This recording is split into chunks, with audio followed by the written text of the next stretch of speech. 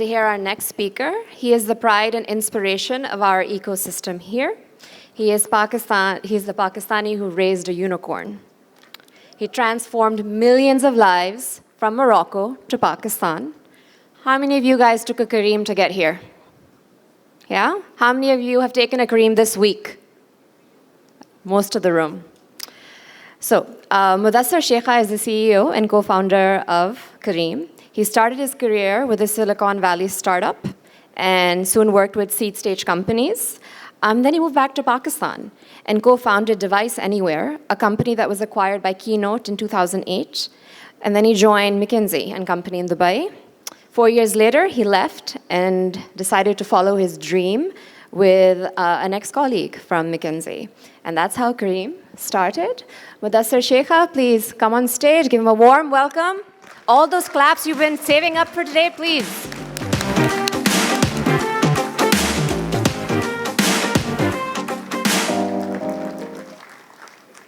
Thank you, Sahar, and thanks to the organizers for arranging this amazing event. I think first things first, after Chris put me on spot, I think there are apologies in order. So apologies for not being here last year.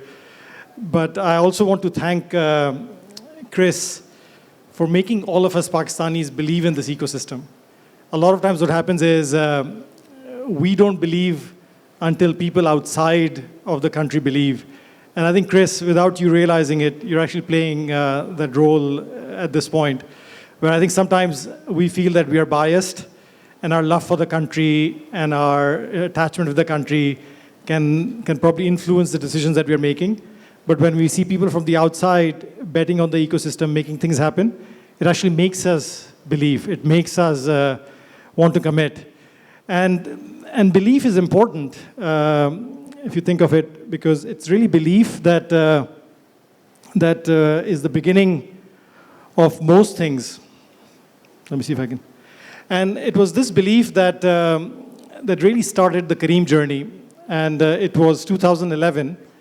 And myself and Magnus Olsson, co-founder of Careem, we were both working in consulting. And one of the assignments that I was given in 2011 was to figure out how do we launch that firm in Pakistan.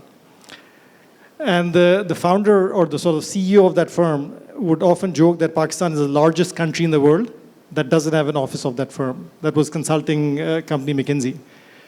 And I landed in Karachi, and we started making a list of all the large companies in Pakistan. And at that time, data was not easily available, probably still is a challenge.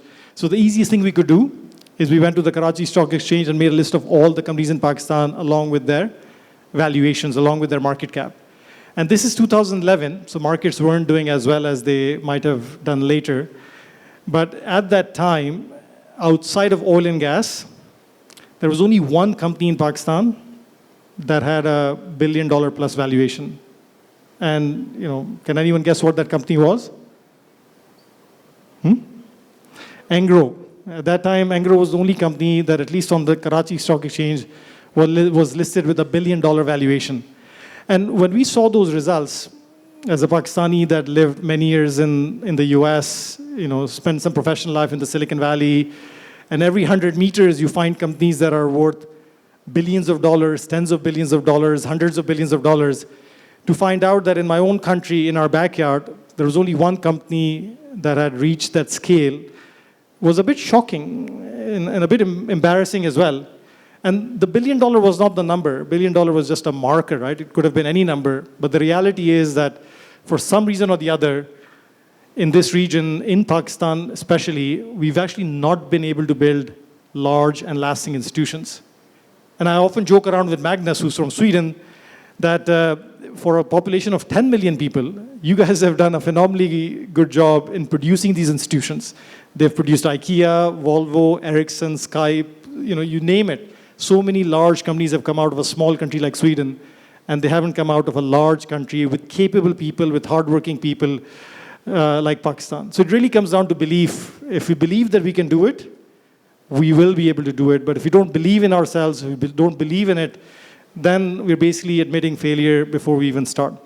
So it was this belief that led us to a desire to build something big and build something meaningful, something that can actually be a positive contribution to our society, to our region, to the lives of people in our thing, that started this quest to find something to do.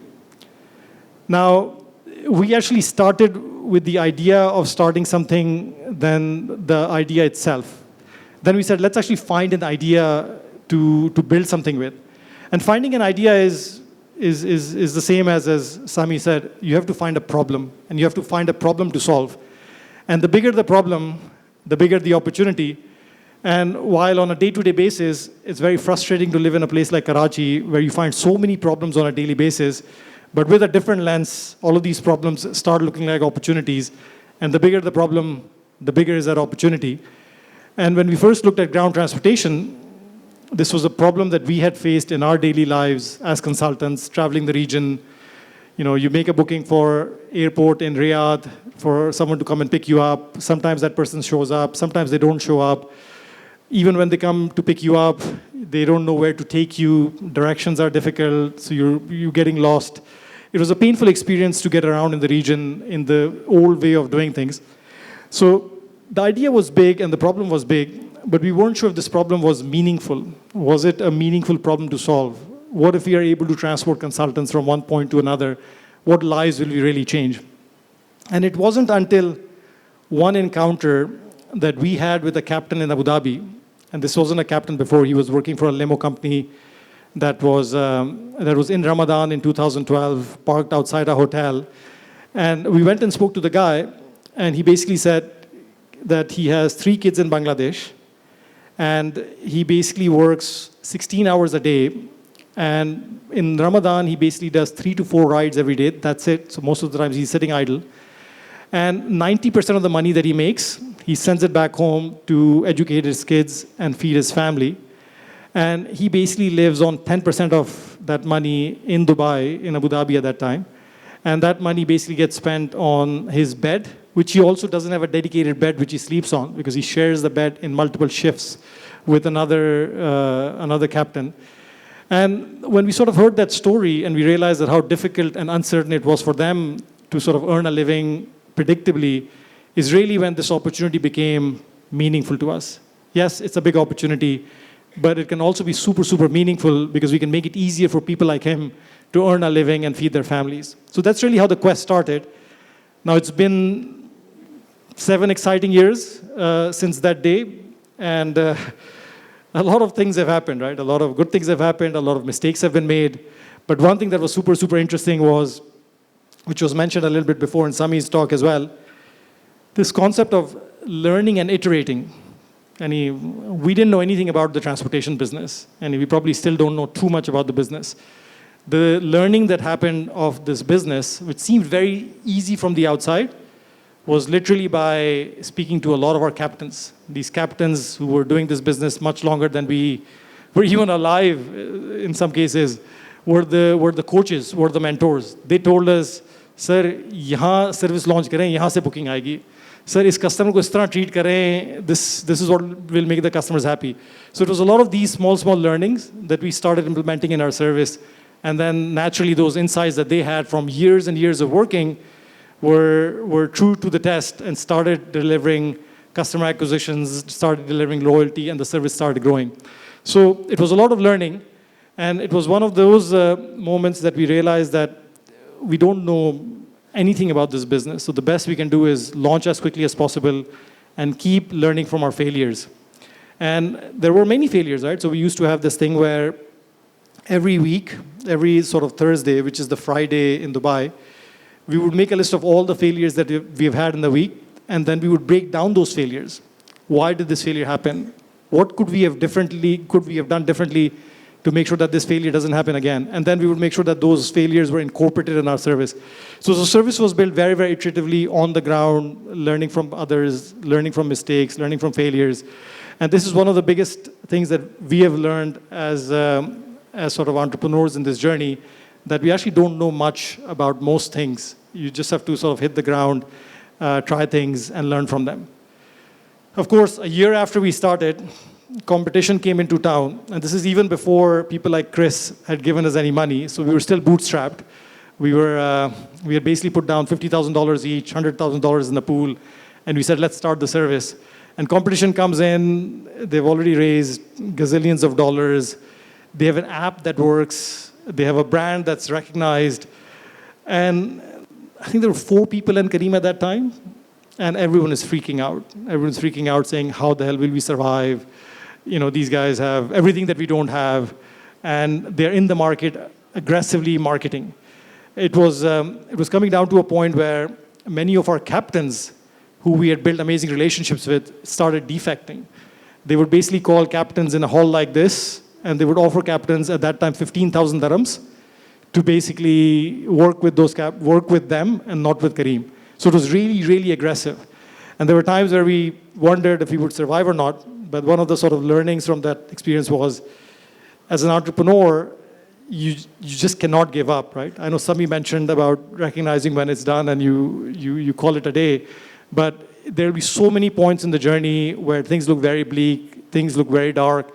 And the key is to just learn from them, endure them, and come out successfully at the other end. There's a great book, if you haven't read it, I highly recommend it. It's called Hard Things About Hard Things. And it's actually a very therapeutic book. As an entrepreneur who's scaling a business, when you read this book, you realize that you're not the only stupid person who's having all of these challenges. Many others have had similar challenges as you have. But in that book, he basically says that he asks a lot of entrepreneurs what made them successful. And the mediocre entrepreneurs will often tell you, I did this strategy, I got the go-to market right, I developed the right product or the right features. And the most successful entrepreneurs consistently gave the same answer. And the answer was, we didn't give up. So as an entrepreneur, resilience and not giving up is super, super critical. And for all the entrepreneurs in the room, make sure that you don't give up. You may have to iterate the idea, you may have to learn and do things differently, but giving up is and should not be an option. Third, we made many mistakes, and it's exciting to see the ecosystem finally starting to get some money. And the sums of money involved in the ecosystem, by the way, congratulations to Airlift. This is really a celebration of everything that's happened before it. And it's a big milestone for the ecosystem. We're super proud of you, super excited about what you guys are doing. But some of the biggest mistakes that we made in our journey were made after we actually raised money. After everyone started calling us a unicorn and we raised about $350 million, is when we started succumbing to doing things the easy way. When you needed growth, you could always buy ads on Facebook and Twitter to buy that growth. When you needed something to be solved, you could always hire armies of people to put on a problem and solve those things. And while those things can work temporarily and to some extent, but it's very, very easy when you have money and it's not being managed well to succumb to those pressures, to succumb to those targets, to succumb to those expectations, and start doing things in an unhealthy way. So some of the biggest mistakes that we made were after we actually raised money. And 2 pieces of advice, at least to the entrepreneurs in the room: make sure that you're very, very careful on hiring. You should personally interview the first, let's say, 100, 200 people that come into the business. Make sure they're aligned with your purpose, aligned with your vision, and most importantly, aligned with your values. It's super, super important because they will actually go out and build the organization for you. And if you're not picky in the first people that come into the room, you're going to build an organization that looks very, very different than you would have built on your own. And make sure that you focus on innovation to drive growth. Make sure that you're not succumbing to the pressure of buying growth through artificial or unsustainable means. If you're having a problem, if customers are leaving, customers are not coming, ask yourself why are they not coming, versus saying, okay, now how can we bring more people in by spending a little bit more money on digital or send a promo code to those customers. And lastly, especially in Pakistan, we had a lot of fun doing this as well. And we did all the way from matchmaking services to things that got us into a lot of trouble, runaway brides, bakra on wheels. And those things also were sort of coming from a place of, we are never going to be able to compete with some of the global players because we just don't have enough money, even if we have money. For every $1 that we spend, they were able to spend $3 or $4. So the $1 that we spend needs to actually go very, very far. And some of these campaigns, while they might be sending a social message as well, which was always the intent, but they were also designed to be viral so that we can actually take advantage of all of you to actually spread the word and get our monies going a bit further. And as I said, it was a lot of fun. And lastly, these 7 years were interesting. Were most exciting because we actually became a vehicle for a lot of impact on this region. And the one element of impact, the one KPI that we internally hold very, very dear to us is the fact that to date, we have become a vehicle for creating 1 million jobs in this region. And every month, about 50,000 new jobs get created between Morocco and Pakistan every month on this platform. We can't take the credit for it. We have just become a vehicle for it. Now, what's next? A lot of people ask us, Acha, exit is done. Now, what's next for you guys? And we've sort of rephrased the exit, and we're calling it Chapter 2. And the idea is that if you look at the purpose of Careem, and I'll talk about the purpose in a bit, we're still super early in the realization of this purpose. And we actually believe that joining forces with Uber for the next phase of Careem, for Chapter 2 of Careem, is actually best for Careem's purpose, and is also best for the ecosystem. And I often tell people, we were arch enemies, and we couldn't even use their name in an event like this. And some of us still struggle to, call out that name. But I think they've made a proven commitment to the region. How many American companies of this type are operating in Gujranwala or Sargodha or Sialkot? So we've actually found a partner that believes in the region, that has invested in the region, and that is super excited about Careem's purpose. Now, what is Careem's purpose, you may ask? Careem's purpose from the beginning has been to simplify the lives of people and build an awesome organization that inspires. And just to sort of break this down, there are two parts to this purpose. The first one is to simplify the lives of people. And I think this is just for many people that live in Karachi or many parts of Pakistan. We know that life in our cities is not easy. Life in our cities is full of challenges. And we spend so much time dealing with basic challenges that we just don't have the mindset or the time to think of big things and do big things. So what we would love to do as part of Careem's purpose is to simplify the lives of people in a way that allows them the mind share and the time to think of big things and do big things, because otherwise those things will not happen. And the second part of our purpose is to build an awesome organization that inspires, which basically is built on the assumption that even if we make people's lives simpler, things will not happen on their own. We still need to create some inspiration. We need to create some belief that it can be done. And if we do this well enough, then not only will people have time and mind share to think of big things and do these big things, but they'll also be inspired and they'll have the belief that they can do these big things. So in short, we actually believe that the region and places like Pakistan have a ton of potential, and we would love to bring this potential to life. And this point, the fact that we are so early in this purpose became a lot more real this Eid in Bakr Eid in Karachi. So I was home for Eid, spent some time with my parents. And for those of you who were in Karachi at that time, this was August. Rains had happened, and many parts of Karachi were under flood. And that 1 week that I spent in Karachi, I saw my dad spending a lot of time on the phone, and he was visibly frustrated. He was spending time on the phone, he would be angry, and then he would make another phone call, he'd be angry. So I asked him, hey, what are you doing? Why are you so angry? I haven't seen you spend so much time on the phone when we are at home. And he said, the water from outside, ganda pani, andar aa gaya, pani ke tanker mein chala gaya, and now the water is polluted. So I need to order the water tanker so that we can actually get clean water. Familiar problem for many of us. Now in Pakistan, we're not as developed. You call the water company and they'll say, hello sir, where can we send you the water? And the water comes. It doesn't work as that way.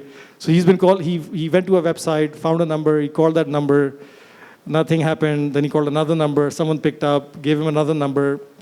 45 minutes later, he's made the order for the water tanker.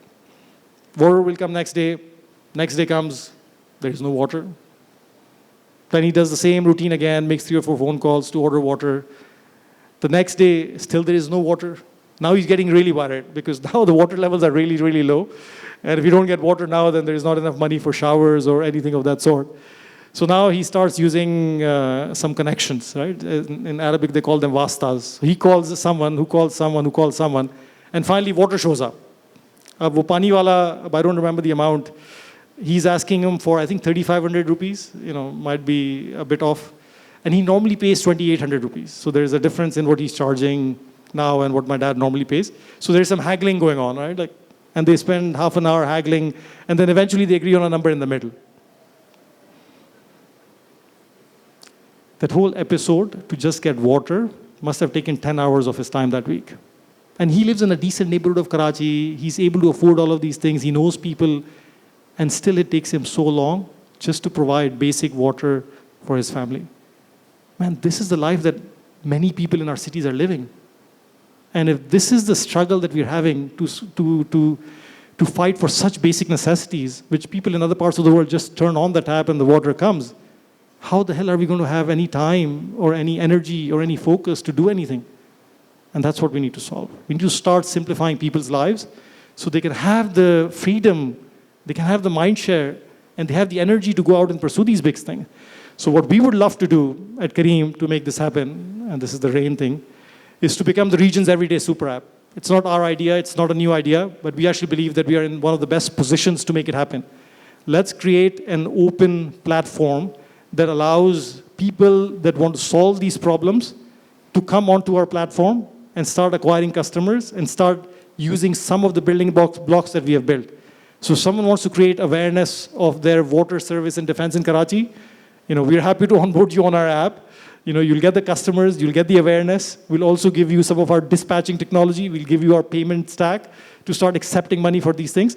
And we'd love to do this for all the other problems that people are having in our societies. And if we can start simplifying the lives of people, if we can start making these people more productive, a lot of amazing, amazing things will happen. We're just getting started. And with that, I will leave you with our latest big brand idea, as the marketing guys call it, which is to start something. And this is really the beginning of chapter 2 of Careem, to inshallah build on this, alhamdulillah, great platform that we have been given, to open it up to the ecosystem and enable the ecosystem to start simplifying the lives of our people, and inshallah in the process, build an awesome organization that inspires at Careem, but build an awesome ecosystem that really delivers a lot of value. Thank you.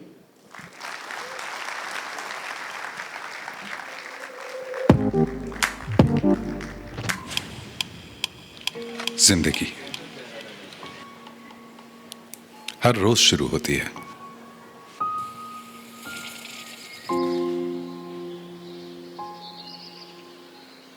मगर हम वहीं रह जाते हैं।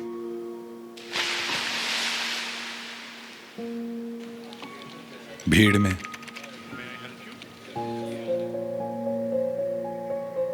तो कभी तन्हा।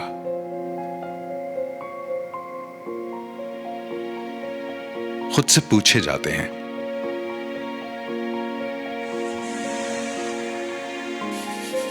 क्या पाना है, क्या खोना है।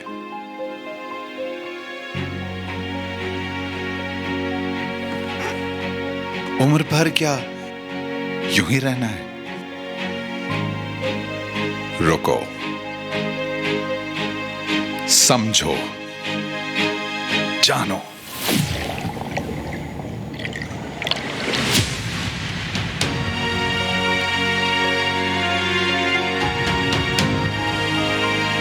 नए रास्ते,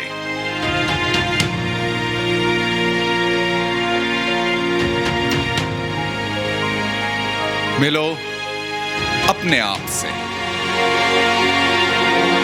अपनी आग से, पुराने ख्वाब से, नई शुरुआत से।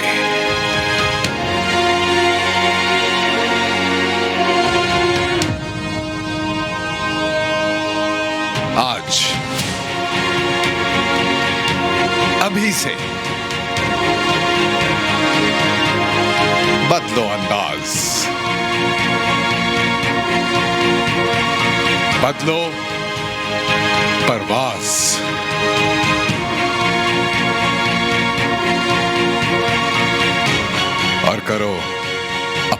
मकसद का आगाज।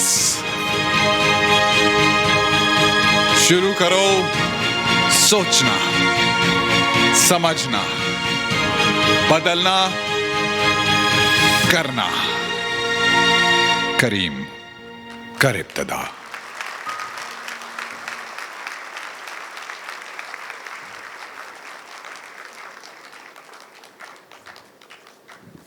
So, Jalen, that was enough from my side. Now, I think we have some time to answer any questions that people might have as well. So, there is someone with a microphone. Just raise your hand. Okay. My name is Mohammed Mujtaba. I have a very simple question, Mudassir. Why startups fail?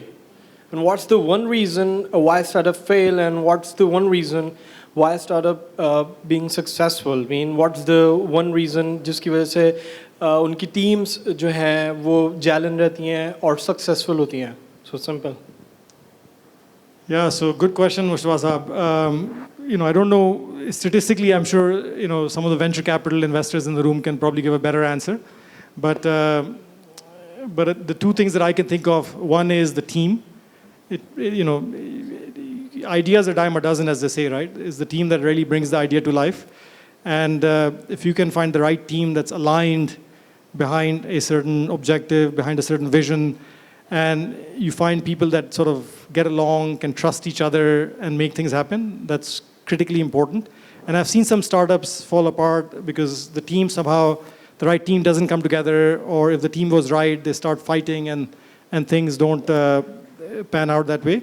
I think that's one. And I think second, sometimes we don't dream big enough. I think we sometimes are not thinking of ideas that are truly, game-changing. And I'll give maybe one example. It's not even an example in the context of a startups, but just in terms of the thinking big. So there is a podcast called Masters of Scale. I don't know if any of you have heard that podcast. It's actually by Reid Hoffman, who is the founder of LinkedIn. And in that podcast, in one of the episodes, he basically is going around the globe, and he's basically asking which part of the world will become the next Silicon Valley.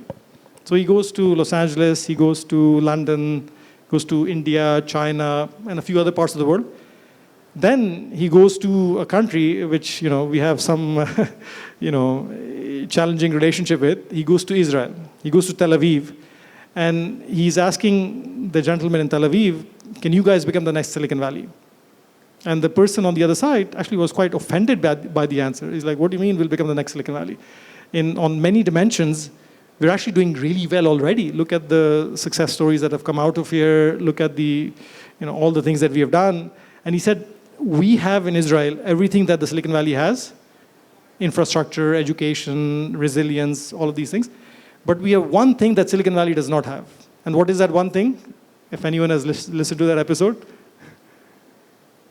it's impossible to guess if you haven't listened. That one thing is, in Israel, every Israeli has a Jewish mother. And the Jewish mother is telling his kid that for all the sacrifices that we make to grow you and give you the right education and the upbringing, you're telling us that you cannot go and win a Nobel Prize for us? यार हमारी अम्माएं तो मैं कहती थी यार first आ जाना class में, right? But the ambition level is so different, right? It's not surprising. Every year you look at the list of Nobel laureates and you find so many people of that ethnicity in it, right? Because from day one, the ambition level is set at a very, very different level. And I think a lot of times maybe we're not setting ambition high enough, and we end up creating small businesses that can become good lifestyle businesses, but they're not going to become massive, large successes. So we just need to, I think, raise the ambition level a little bit and believe in ourselves that we can actually get there. And if we start believing in it, there's a chance it'll happen. If you don't believe in it, it's never going to happen, right? Okay, I think we have one mic. There is one raised hand here. So I think you are one of the most inspiring people that we've seen come out of Pakistan recently. Allah आपको बहुत लंबी ज़िंदगी दे. But what is it that you would like your obituary to say? Wow, that's a good one.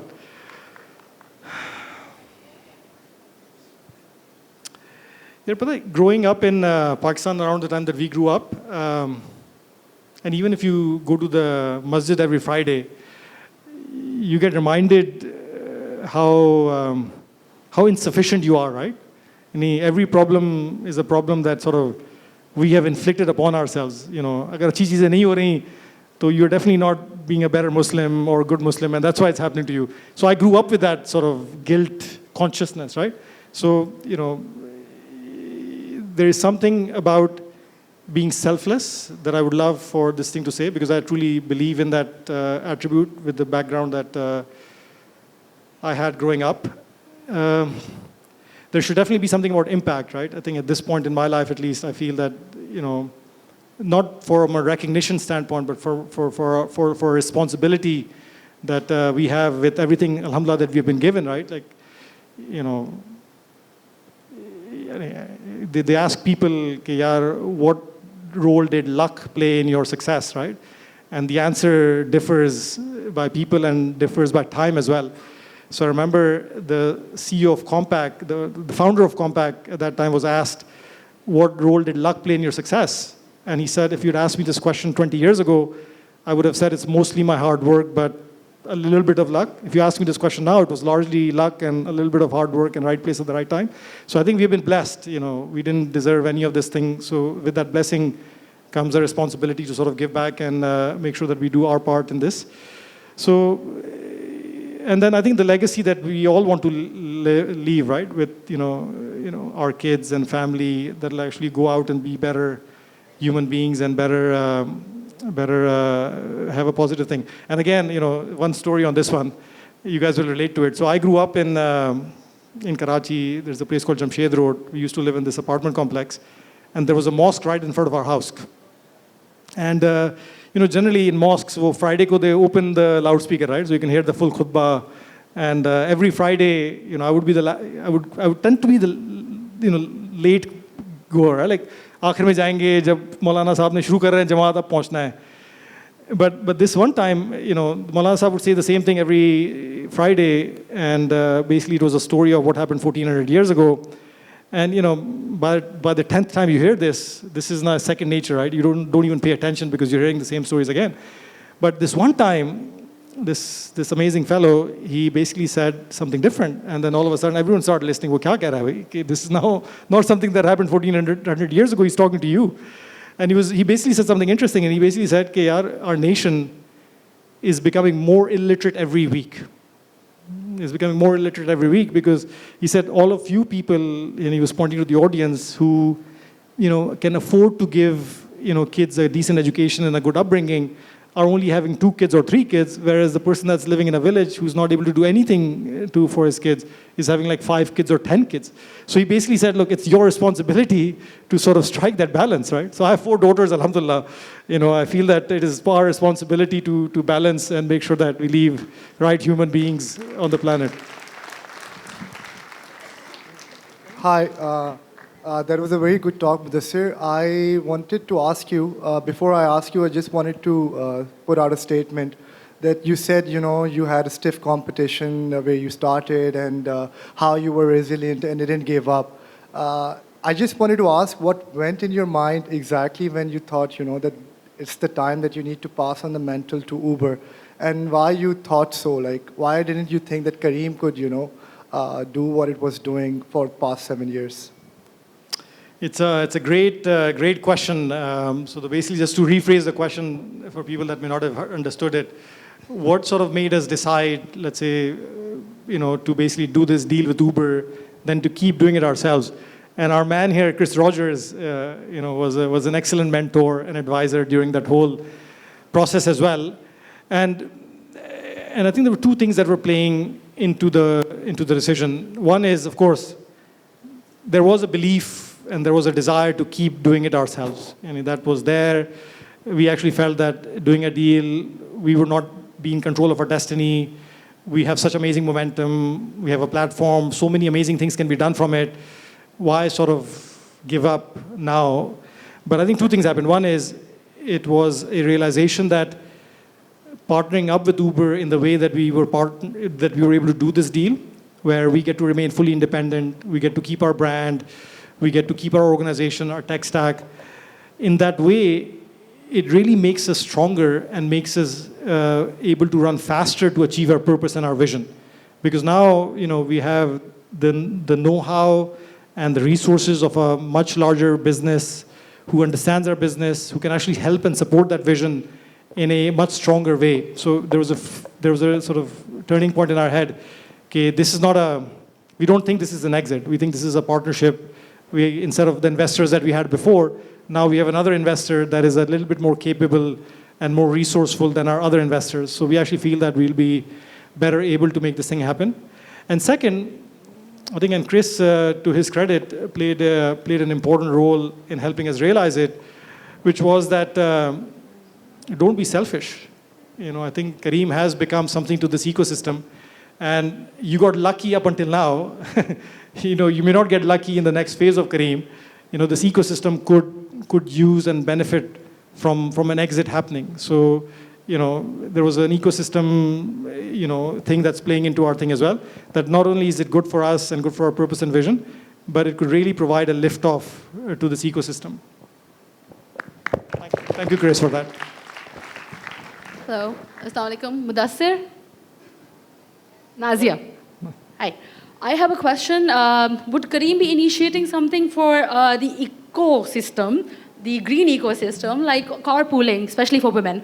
And like Careem Cares, ambulances, probably something for the highways, something on the motorways, and whatever is the next initiative we'd like to know. Thank you. Thank you, Nazia. Look, I think we definitely want to do a lot for the ecosystem, and this is, as you can see, it's part of the Careem's purpose, right? To sort of inspire and make this ecosystem happen. But I think our belief is a little bit different on how do you support the ecosystem. Our belief is that, let's provide people that work at Careem the right experience so they can actually become active members of the ecosystem, so Careem becomes the leadership factory for this region. And then also, in what we're trying to do with the super app, we recognize that we're not going to be able to do everything ourselves. There are a lot of problems to solve, and the problems are different in different parts of the region. So we actually want to create the super app that allows people to sort of solve those local problems. And if they don't have the scale, that's okay. We have the scale, we have built the technology, we have built the foundations for them to engage people and provide a service at scale without a lot of money and without a lot of effort. So, some of the services that you mentioned are on their way. And inshallah, more will come from many people in this room who will decide to build these services. And we'll do whatever we can to assist them in reaching the masses that are using the Careem platform today. Hi, here. Hi, I'm Arham. Mudassir, thanks for the amazing talk. And while I understand that you are kind of advocating for diversity in the services that you're offering, I want to understand if you guys have a road plan of ensuring diversity in your workforce. And I understand there have been an increase of female captains over there. But other than that, for instance, the Sindh government has recently pledged to give driver's license to deaf individuals. Would you be willing to work towards that and ensuring diversity? And do you have any plan for that? Great question, and I wish I could tell you that we have a solid plan for it. The honest answer is that we don't have a solid plan. But it doesn't mean that we're not doing anything. Right? We are, in our organization internally, diversity and inclusion is a priority this year. This year, explicitly, we said, let's start measuring and reporting and assisting at least gender diversity as a start. So we're tracking this number every month now, and we know exactly where we are and where we are improving. And we have done things like, there is a rule called the Rooney Rule, where when you're interviewing for a role, you make sure that there's at least one female person in the interview panel to make sure the right representation happens. So we are doing things of that sort. In what we have done on the captain side, yes, you've seen some women captains come in.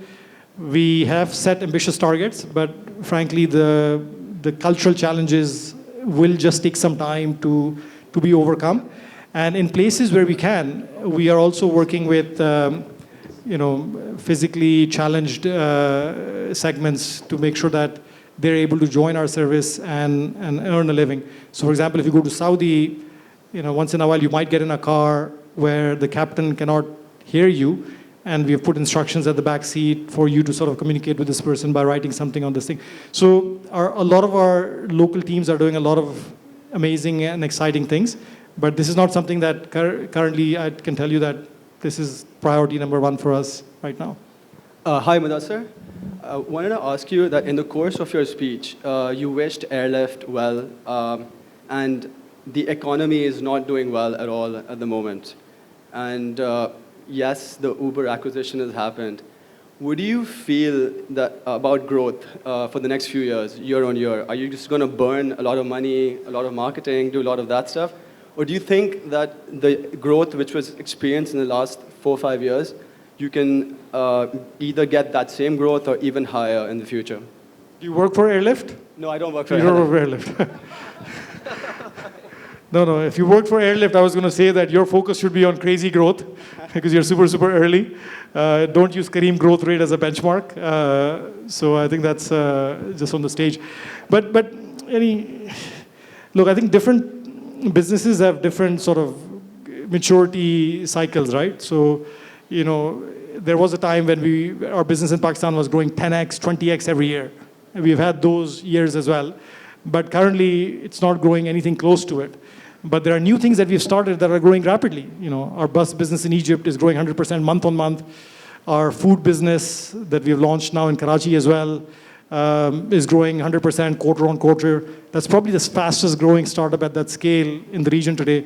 So, we do believe that a lot of continued growth will come from innovation, right? So we need to both go out and open new markets, both go out and open new segments or new offerings to make sure that on a sustainable basis we can keep on growing. Our overall view is that we are still less than 1% of the addressable opportunity. There are 150 million people, there are 600 million people that live in this region, right, between Morocco and Pakistan, which is the region that Careem covers. We believe 150 million are addressable. इस वक्त हम 0.5% से कम को serve कर रहे हैं every day. So, and we're only serving them in one way, right? We can serve them in so many different ways. So, this is still day one. This is still super early in our purpose, and we will continue to see rapid growth rates in new things and mature growth rates in other places. This one there. I know you've been raising your hand. Thank you. So, I'm so sorry. That last question from the airlift plant was the last question. Time's up. I'm sorry. One more? Okay. Jahan is giving one more question to... Thank you. This is Thank you. Samir. Thank you. Oh. Hello. So this is Samir from Pakistan Startups, and one question that I had here. Just raise your hand. Okay. Yep. So one of the important things that I've learned observing a lot of founders like you, you've worked in a corporate like McKinsey, and you identified challenges. Many of the startups and the entrepreneurs think that you can start, from grounds level up. Do you recommend that you should work for an entity first, identify, polish your skills, see the gaps, learn the aspects of, and network with people? Because these are the things that most of the people forget. Most of the entrepreneurs forget. And you come from the same background, right? So do you think it is very important? This is a tremendous thing that many people forget. So I would like your comments on it. Yeah, it's a good question, right? And like they say, there is not one road to success, right? There is not one way of doing things. And, there are so many examples of people that didn't work at larger companies and built actually much better and bigger businesses than anyone else, right? So, there is definitely that formula that works as well. And there are plenty of proof points to prove it. I think the key is that one should have the curiosity and the ability to learn and develop. And I think if you have that, that can manifest itself in many different ways, right? So if you didn't work at a big company, then you should make sure that you're consciously investing time in your development, learning, talking to people, reading books, listening to podcasts. There's so much literature out there today to learn from so many different sources that I actually believe that learning can happen. But a lot of us are not as disciplined to sometimes go through that sort of unstructured learning on our own. So for many of us working at a corporate which has a focus on development, which has a focus on really pushing people to their limits, making people work hard and solve tough problems is actually helpful, because you learn through that process. I think what happens a lot of times is once you sort of join any of these companies, then it's a slippery slope. A lot of times it's very difficult to step out, right? You then get institutionalized and then you lose the ability to take risk. And then even if you went in with the mindset that I'm going to be out in 2 years, man, sometimes 20 years go by and you're still not out, right? So I think the more important thing than working at big companies or something is to just make sure that you have a learning mindset and you'll continuously learn, whether it is this way or that way. Okay, thank you. I'm still here, so we can answer any questions.